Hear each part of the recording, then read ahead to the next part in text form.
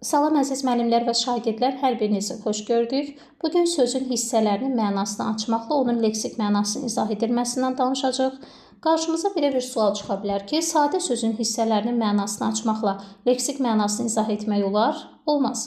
Sadə sözün hissələri yoxdur, yəni sadə sözün hissələrini açaraq biz onun leksik mənasını izah edə bilmirik. Bu düzəltmə və mürəkkəb sözlərə şamil edilir. Bəli, düzəltmə və mürəkkəb sözlərin hissələrinin mənasını açmaqla leksik mənasının izahını vermək mümkündür. Ümumilikdə biz bilirik ki, sözün leksik mənasını izah etməyin 4 yolu var.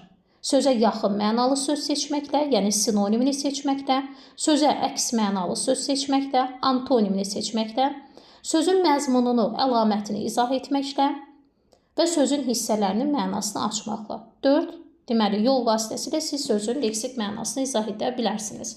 Sözə yaxın mənalı sinonim deyəndə, məsələn, simic sözü xəsis.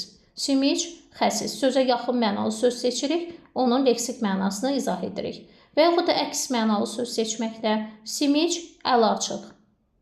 Və yaxud da sözün məzmununu, əlamətini izah etməklə necə izah edə bilərik? Məsələn, elə xəsis simic sözünün məzmununu izah edək. Xəsis pul xərcləməkdən boyun qaçıran adam mənasında işlənir.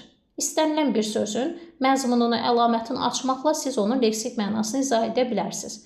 Və ən əsas məsələ bugün danışacağımız sözün hissələrinin mənasını açmaqla leksik mənasını müəyyən etmək. Dedik ki, düzəltmə mürəkkəb sözlərə şamil edilir. Ekranda hal-hazırda görürsünüz, bir düzəltmə, bir mürəkkəb söz qeyd olunub. Kitabxana düzəltmə sözdür, əl-üzyan isə mürəkkəb sözdür. Gəlin hissələrinin mənasını açaraq bu sözlərin leksik mənasını izah edək. Kitab ərəb sözüdür, oxumaq üçün yazılmış, səhifələrin bir yerə yığılmasından yaranan vəsaitdir. Qısacası, yəni oxumaq üçün vəsaitdir. Xana isə fars sözüdür, ev, yer deməkdir. Kitabla kitabxananın məna əlaqəsi varmı?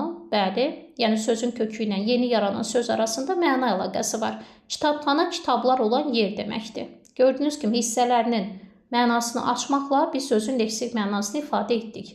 Əl-üzyan isə mürəkkəb sözdür. Əl, üz və yumaq sözlərinin birləşməsindən yaranıb, yəni müxtəlif mənalı sözlər birləşib, yeni mənalı mürəkkəb söz əmələ gətirib. Əl-üz yumaq üçün xüsusi quruluşlu əşya deməkdir əl-üzyan. Əl-üzyanda əlimizi, üzümüzü yuyuruq. Gördünüz ki, burada da sözlər birləşərək yeni mənalı mürəkkəb söz əmələ gətirib və daxilindəki sözlərlə birbaşa məna əlaqəsi var.